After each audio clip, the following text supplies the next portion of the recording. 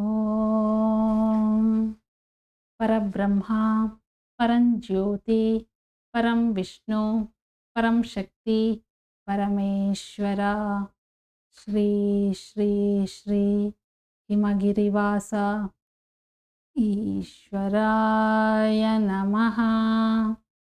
ಈಶ್ವರಾಯ ನಮಃ. ಈಶ್ವರಾಯ ನಮಃ.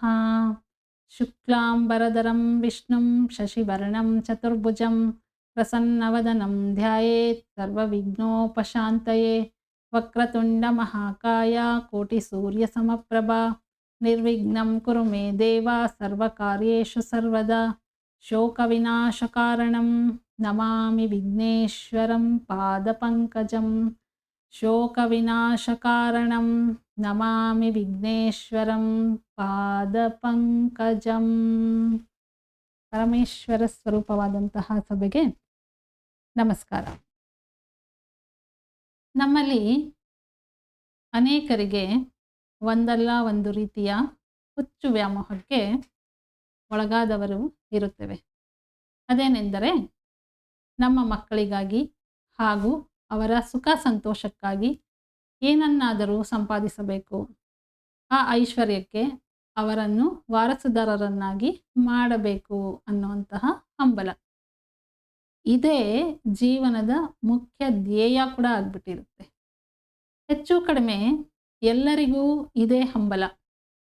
ಇಷ್ಟೇ ಸಾಲದ್ದು, ಇದಕ್ಕಿಂತ ಮಿಗಿಲಾಗಿ ಅಂದರೆ ಅವರ ಮಕ್ಕಳು ಕೂಡ ಇವರ ಆಸೆಗಳನ್ನು, ಯೋಜನೆಗಳನ್ನು, ಅವರ ನಿರೀಕ್ಷೆಯಂತೆಯೇ ಭವಿಷ್ಯತ್ತಿನಲ್ಲಿ ಮುಂದೆ ಮುನ್ನಡೆಸ್ಕೊಂಡು ಹೋಗಬೇಕು ಅನ್ನುವಂತಹ ಬಯಕೆ, ಹಂಬಲ.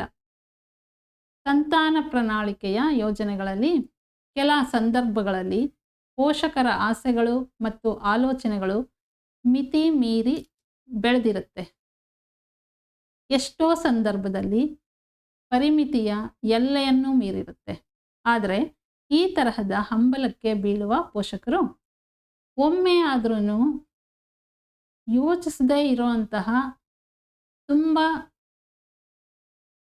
ಶೋಚನೀಯ ಹಾಗೂ ಪ್ರಲೋಭಕಾರಿ ವಿಷಯ ಒಂದಿದೆ. ಆದರೆ ಅದು ಅವರ ಬಗ್ಗೆ ಕಾಳಜಿ ವಹಿಸಿರೋದಿಲ್ಲ.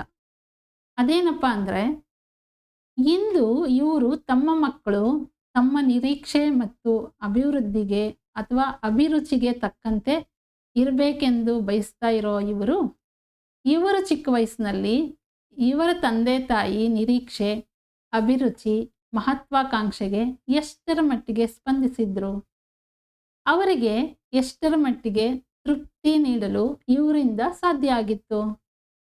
ಇವರ ತಂದೆ ತಾಯಿಯ ಕನಸುಗಳನ್ನು ಸಾಧಿಸೋದಕ್ಕೆ ಸಾಧ್ಯವಾಗದಂತಹ ಇವರಿಗೆ ಇವರ ಮಕ್ಕಳಿಂದ ಇಷ್ಟೊಂದು ನಿರೀಕ್ಷೆಗಳು ಏಕೆ? ವಾಸ್ತವವನ್ನು ಯೋಚಿಸೋದಾದರೆ ಯಾರ ಭವಿಷ್ಯಕ್ಕೆ ಯಾರು ಹೊಣೆ? ಒಮ್ಮೆ ಅವರವರನ್ನು ಅವರೇ ವಿಮರ್ಶೆ ಮಾಡಿಕೊಂಡ್ರೆ ಮನುಷ್ಯನಿಗೆ ಒಂದು ನಿಜ ಸ್ಪಷ್ಟವಾಗಿ ಅರ್ಥ ಆಗುತ್ತೆ.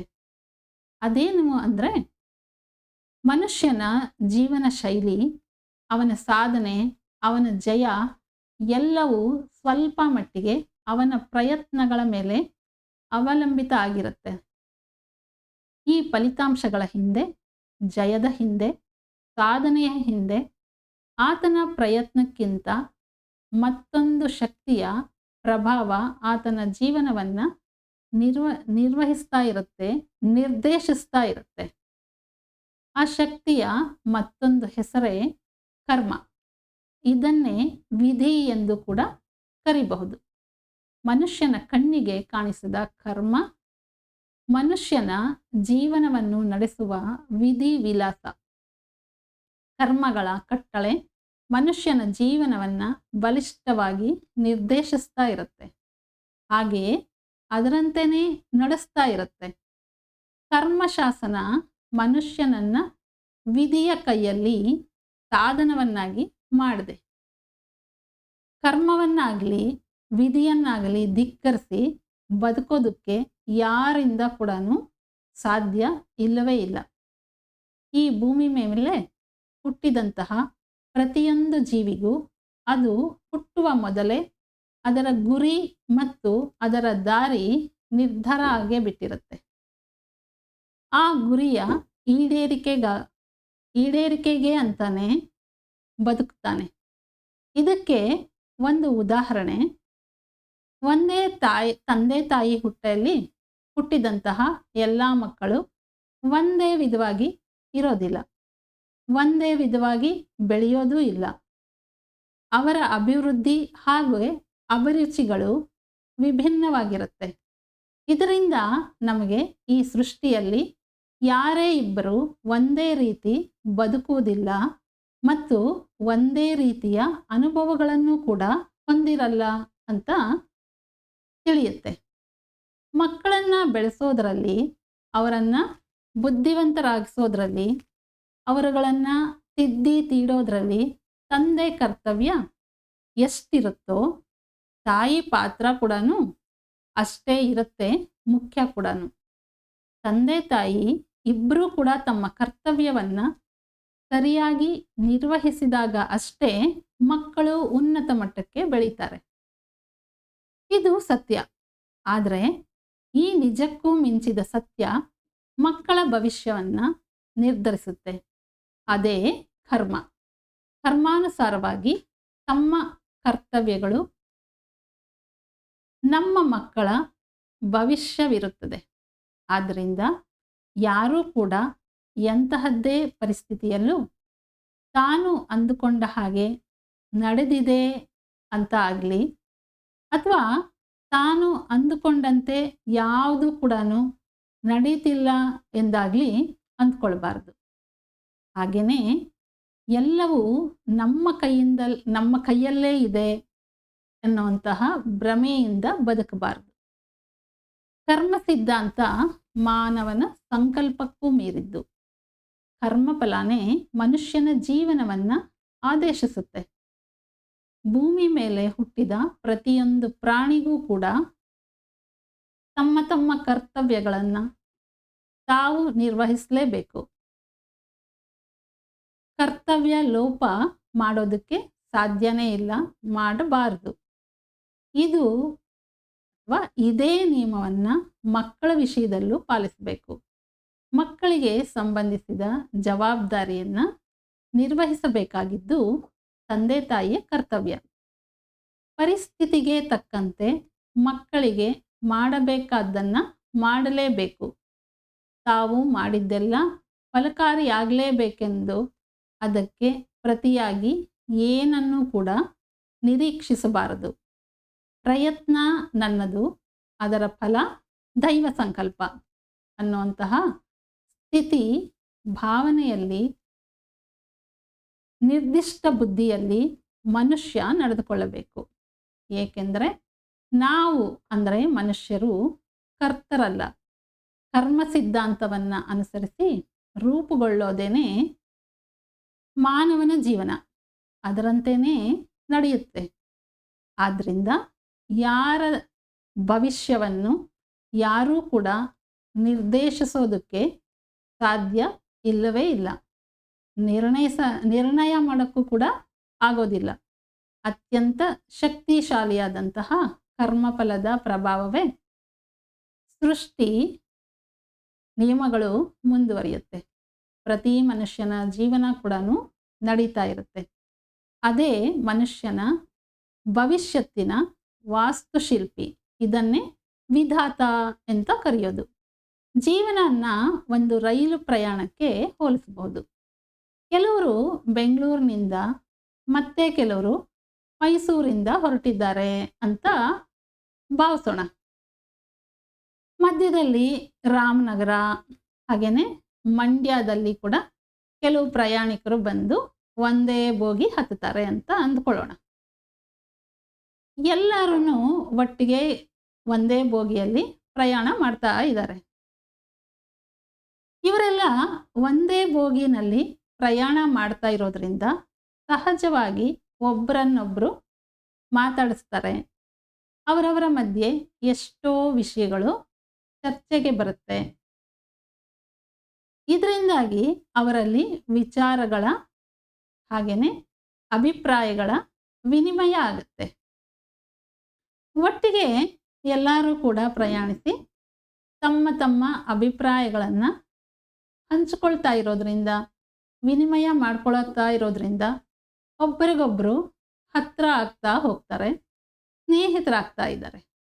ಆದರೆ ಅವರವರು ಇಳಿಬೇಕಾಗಿರೋ ಅಂತಹ ನಿಲ್ದಾಣ ಸ್ಥಳ ಬಂದ ತಕ್ಷಣ ಇಳಿಲೇಬೇಕು. ಅದನ್ನು ಮುಂದೂಡೋದಕ್ಕೆ ಸಾಧ್ಯ ಇಲ್ಲ. ತನ್ನೊಂದಿಗೆ ಇದ್ದಂತಹ ಗೆಳೆಯನಾದಂತಹ ಸಹ ಪ್ರಯಾಣಿಕ ಇಳಿದು ಹೋಗ್ತಾನೆ ಅಂದರೆ ಪ್ರಯಾಣ ನಿಂತು ಹೋಗಲ್ಲ. ಅವರ ಸ್ಥಳಗಳು ಬರುವ ತನಕ ಪ್ರಯಾಣ ಸಾಗ್ತಾನೇ ಇರುತ್ತೆ. ಅವರು ಇಳಿದು ಹೋಗಿದ್ದಕ್ಕೆ ಬೇಸರ ಪಡೋದು ಇಲ್ಲ. ಇಳಿದು ಹೋದವರನ್ನು ಯಾರು ಇಳಿದು ಹೋಗಬೇಡ ಇಲ್ಲೇ ಇರು ಅಂತ ಕೂಡ ಹೇಳೋದಿಲ್ಲ. ಅವರ ಪ್ರಯಾಣ ಬರೋವರೆಗೂ ಅವರು ಪ್ರಯಾಣಿಸ್ತಾನೇ ಇರ್ತಾರೆ. ಎಲ್ಲರಿಗೂ ಅವರವರ ಪ್ರಯಾಣ ಅವರದ್ದೇ. ಯಾರು ಕೂಡ ಯಾರಿಗೂ ಕೊನೆ ತನಕ ಇರೋದಿಲ್ಲ. ಅವರವರ ನಿಲ್ದಾಣಗಳು ಬಂದಂತೆ ಅವರವರು ಬೇರ್ಪಡ್ತಾ ಹೋಗ್ತಾರೆ. ಇದು ತಿಳಿದಿದ್ರೂ ಕೂಡ ಒಬ್ಬರಿಗೆ ಇನ್ನೊಬ್ಬರಲ್ಲಿ ಸ್ನೇಹ ಸಂಬಂಧ ಉಂಟಾಗೋದಕ್ಕೆ ಕಾರಣ ಆದರೂ ಏನು ಅನ್ನುವಂಥ ಪ್ರಶ್ನೆ ನಮ್ಮೆಲ್ಲರಿಗೂ ಬರುತ್ತೆ. ಇದು ಅಲ್ಪಾವಧಿಯ ಪ್ರಯಾಣ ಅಂತ ಗೊತ್ತು. ನಮ್ಮೊಂದಿಗೆ ಪ್ರಯಾಣಿಸ್ತಾ ಇರೋಂಥ ವ್ಯಕ್ತಿ ನನ್ನನ್ನು ಬಿಟ್ಟು ತನ್ನ ನಿಲ್ದಾಣ ಬಂದ ತಕ್ಷಣ ಇಳಿದು ಹೋಗ್ತಾನೆ ಅಂತ ಕೂಡ ಗೊತ್ತು. ಹೀಗೆ ಗೊತ್ತಿದ್ರೂ ಕೂಡ ಏಕೆ ಈ ಅನುಬಂಧ ಉಂಟಾಗುತ್ತೆ?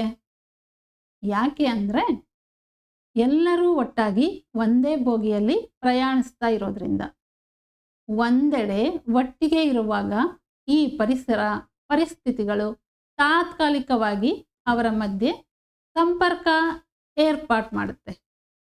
ರೈಲು ಬೋಗಿ ಹತ್ತುವಾಗ ಸಹ ಪ್ರಯಾಣಿಕ ಯಾರಿರಬಹುದು ಅನ್ನೋಂಥ ಕಲ್ಪನೆ ಕೂಡ ಯಾರಿಗೂ ಇರೋದಿಲ್ಲ. ಯಾಕೆ ಅಂದರೆ ತಿಳಿದುಕೊಳ್ಳುವಂಥ ಆಸಕ್ತಿ ಮೊದಲೇ ಇರೋದಿಲ್ಲ.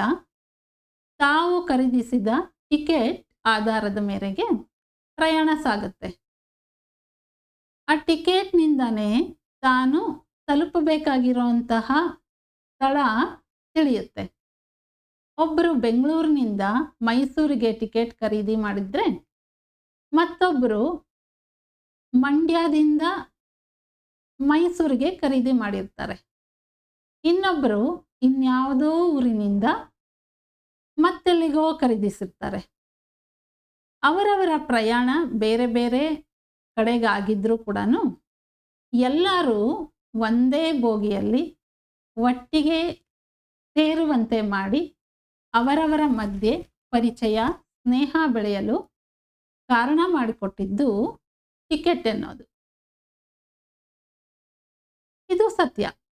ಅತಿ ಚಿಕ್ಕ ಪ್ರಯಾಣದಲ್ಲೂ ಸಹ ಪ್ರಯಾಣಿಕರ ಪರಿಚಯ ಸ್ನೇಹ ಬೆಳೆಯಬಹುದು.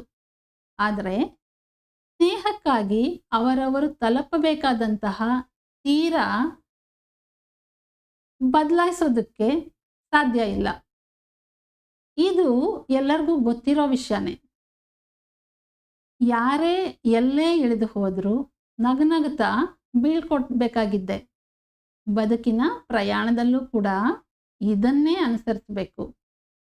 ಹೆಂಡತಿ ಮಕ್ಕಳನ್ನು ಸಹ ಪ್ರಯಾಣಿಕರಂತೆ ಈ ಜೀವನ ಅಂತ್ಯದವರೆಗೂ ಸಾಗುವ ದೀರ್ಘ ಪ್ರಯಾಣ ಅಂತ ಅರಿತಾಗ ಒಂದು ವಿಷಯ ಸ್ಪಷ್ಟವಾಗುತ್ತೆ. ಅದೇನೆಂದರೆ ಈ ಜೀವನ ಹಾಗೇನೆ ಜೀವನದಲ್ಲಿ ಏರ್ಪಡುವಂತಹ ಸಂಬಂಧ ಅನುಬಂಧಗಳು ತಾತ್ಕಾಲಿಕವಾಗಿರುವಂಥದ್ದು. ಎಲ್ಲರೂ ಒಟ್ಟಾಗಿ ಒಂದೇ ಕುಟುಂಬದಲ್ಲಿ ಇದ್ದರೂ ಕೂಡ ಅವರವರ ಗುರಿ ಭವಿಷ್ಯ ವಿಭಿನ್ನವಾಗಿರುತ್ತೆ. ಕುಟುಂಬವಾಗುವ ಮೊದಲು ವ್ಯಕ್ತಿಗಳು ಪ್ರತ್ಯೇಕವಾಗಿ ಬೇರೆ ಬೇರೆಯಾಗಿ ಇರ್ತಾರೆ. ಒಬ್ಬರ ಬಗ್ಗೆ ಇನ್ನೊಬ್ಬರಿಗೆ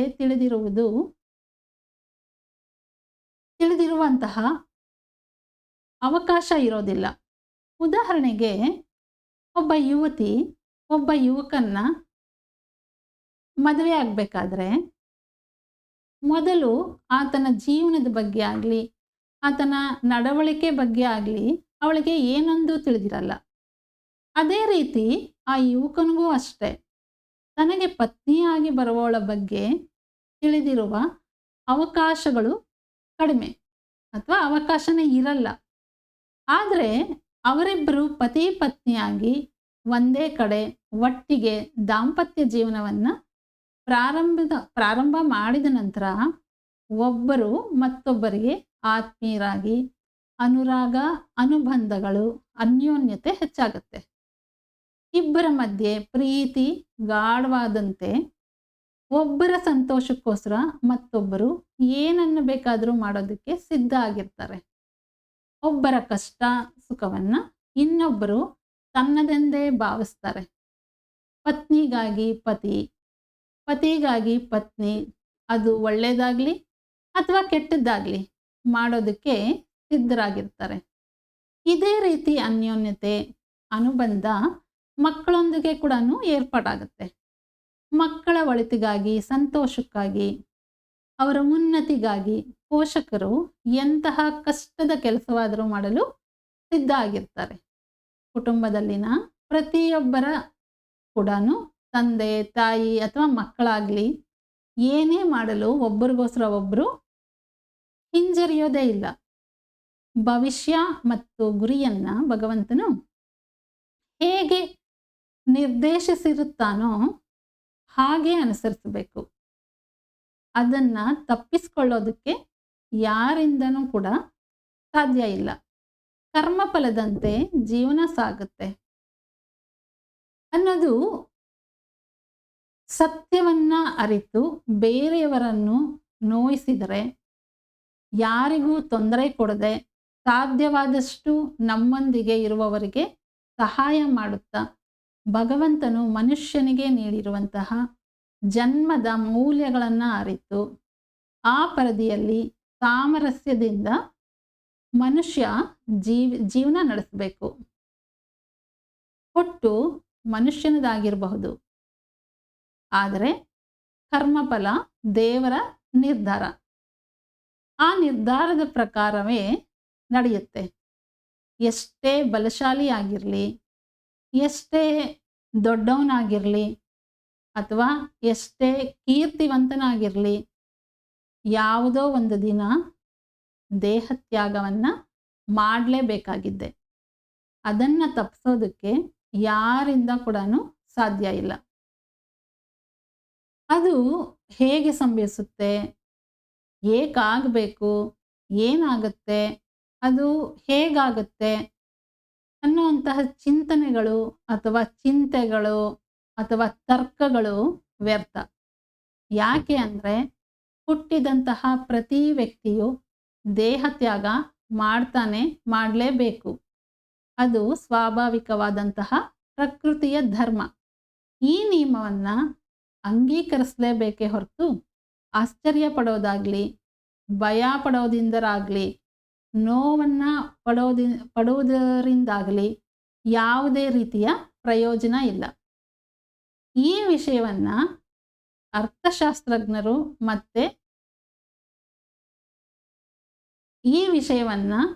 ತರ್ಕಶಾಸ್ತ್ರಜ್ಞರು ಮತ್ತು ಋಷಿಗಳು ಹಲವು ಬಾರಿ ವಿವರಿಸಿದ್ದಾರೆ. ಈ ಸಂಬಂಧ ಭಗವದ್ಗೀತೆಯಲ್ಲಿ ಈ ರೀತಿಯಾಗಿ ವಿವರಣೆ ಇದೆ. ಒಂದು ಶಿಶು ಗರ್ಭದಲ್ಲಿ ರೂಪುಗೊಳ್ಳುವುದನ್ನು ನಾವು ನೋಡೋದಕ್ಕೆ ಆಗಲ್ಲ. ವಿಜ್ಞಾನದ ಪ್ರಕಾರ ಸೃಷ್ಟಿ ಕಾರ್ಯ, ಬೀಜೋತ್ಪತ್ತಿ, ಭ್ರೂಣ ರಚನೆ ಮತ್ತು ಹೆರಿಗೆಯಂತಹ ವಿಷಯಗಳ ಬಗ್ಗೆ ತಿಳುವಳಿಕೆ ಇದ್ದರೂ ಸಹ ಅತಿ ಸೂಕ್ಷ್ಮವಾದಂತಹ ಅಂಡಾಣು ಮತ್ತು ವೀರ್ಯಗಳು 9 ತಿಂಗಳಲ್ಲಿ ಗರ್ಭದಲ್ಲಿ ಸಂಪೂರ್ಣವಾಗಿ ಮಾನವನಾಗಿ ಹೇಗೆ ರೂಪುಗೊಳ್ಳುತ್ತೆ ಅನ್ನೋ ವಿಷಯ ನಿರ್ದಿಷ್ಟವಾಗಿ ತಿಳಿಯೋದು ಅಸಾಧ್ಯ. ಒಂದು ಮಗು ಜನಿಸುತ್ತೆ, ಹಾಗೆ ಬೆಳೆಯುತ್ತೆ. ದೇವರು ಅದಕ್ಕೆ ನಿಶ್ಚಯಿಸಿದಂತಹ ಜೀವನವನ್ನು ಅದು ಅನುಭವಿಸುತ್ತೆ.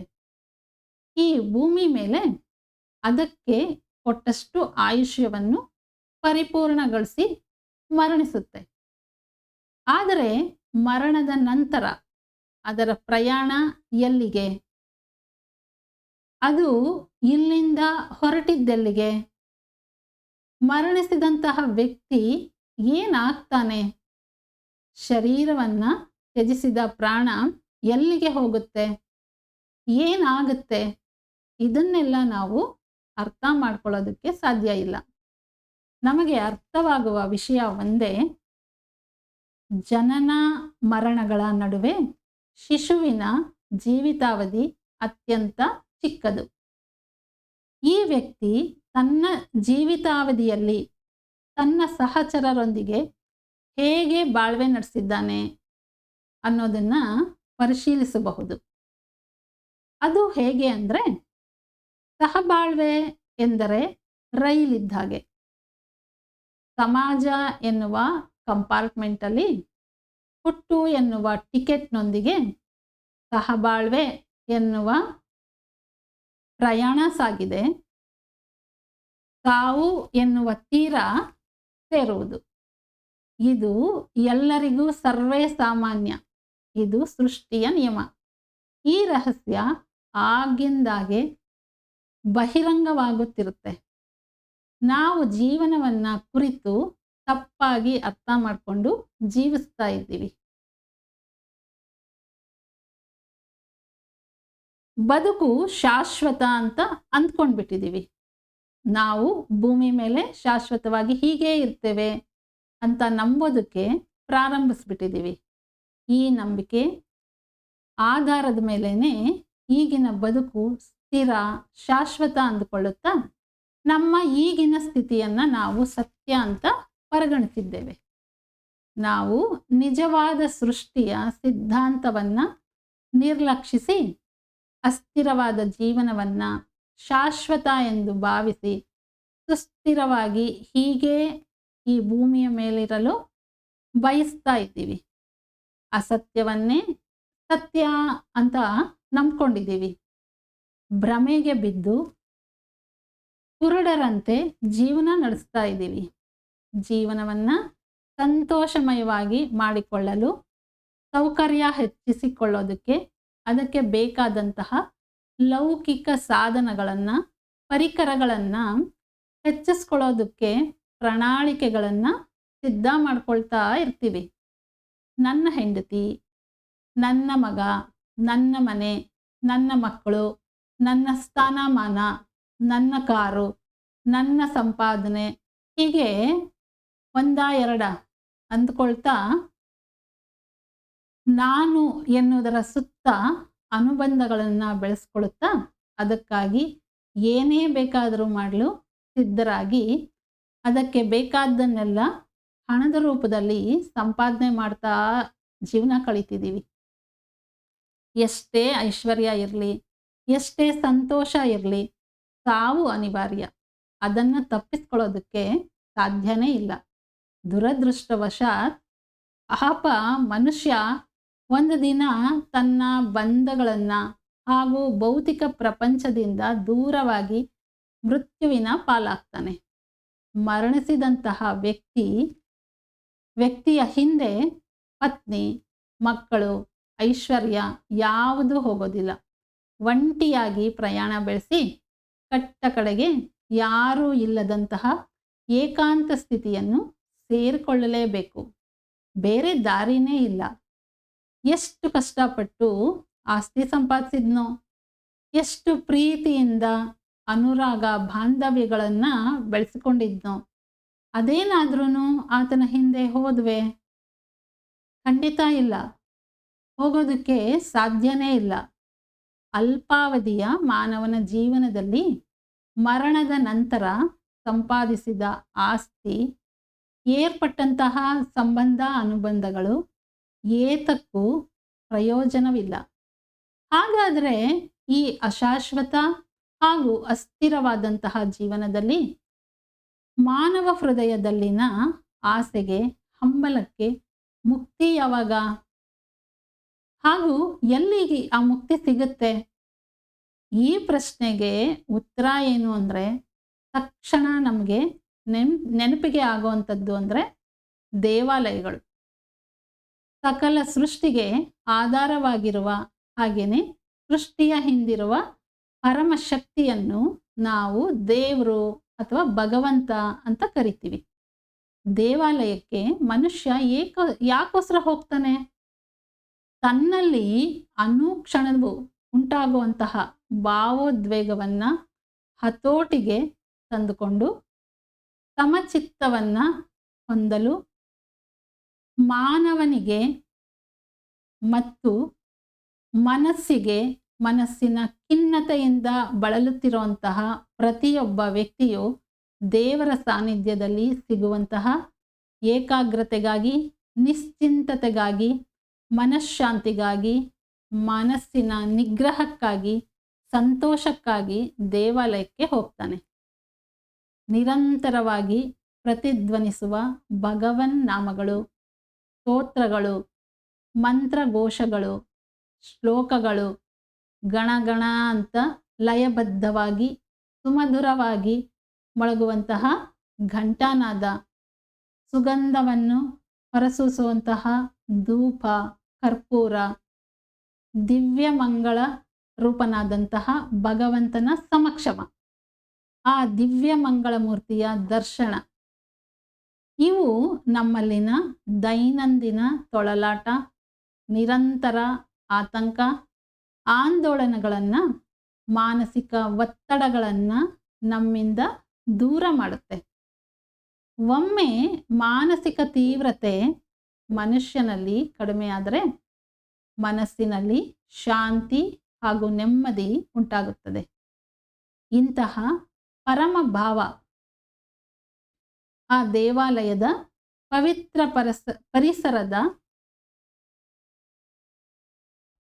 ಪವಿತ್ರವಾದಂತಹ ಪರಿಸರದಲ್ಲಿ ಉಂಟಾಗುತ್ತದೆ. ಅದು ತಾತ್ಕಾಲಿಕ ಆದರೂ ಕೂಡ ಅಪರಿಮಿತವಾದಂತಹ ಆನಂದಾನುಭೂತಿಯನ್ನು ತನ್ನದಾಗಿಸಿಕೊಳ್ಳಲು ಸಹಕರಿಸುತ್ತೆ.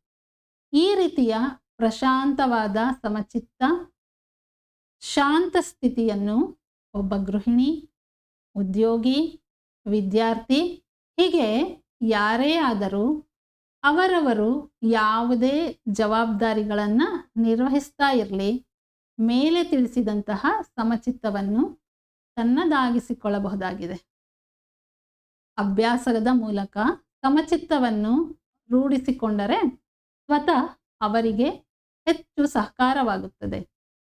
ಅಡಿಗೆ ಮನೆಯಲ್ಲಿ ಬಳಲಿ ಬೆಂಡಾದಂತಹ ಎಷ್ಟೋ ಗೃಹಿಣಿಯರು, ವ್ಯಾಸಂಗದ ಹೆಸರಿನಲ್ಲಿ ಬಳಲುತ್ತಿರುವಂತಹ ಎಷ್ಟೋ ವಿದ್ಯಾರ್ಥಿಗಳು, ಸಾಮಾನ್ಯ ಉದ್ಯೋಗಿಗಳು, ಒತ್ತಡದಲ್ಲಿ ಕೆಲಸ ನಿರ್ವಹಿಸುತ್ತಿರುವಂತಹ ಎಷ್ಟೋ ಉದ್ಯೋಗಿಗಳು, ಹೀಗೆ ಯಾರೇ ಆಗಲಿ ಸಮಚಿತ್ತವನ್ನು ಹೊಂದುವುದರಿಂದ ಜೀವನದಲ್ಲಿ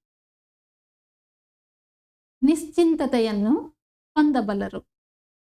ಅವರ ಸಮಚಿತ್ತ ಸಾಧನೆ ಅವರನ್ನು ದೈನಂದಿನ ಒತ್ತಡಗಳಿಂದ ದೂರವಿರಲು ಸಹಾಯವಾಗುತ್ತದೆ, ಸಹಕರಿಸುತ್ತೆ. ಓಂ ಸಹನಾವವತು ಸಹನೌ ಭುನಕ್ತು ಸಹ ವೀರ್ಯಂ ಕರವಾವಹೈ ತೇಜಸ್ವಿನಾವಧೀತಮಸ್ತು ಮಾ ವಿದ್ವಿಷಾವಹೈ. ಓಂ ಶಾಂತಿ ಶಾಂತಿ ಶಾಂತಿ. ಶ್ರೀ ಗುರು ದತ್ತಾತ್ರೇಯಾರ್ಪಣಮಸ್ತು.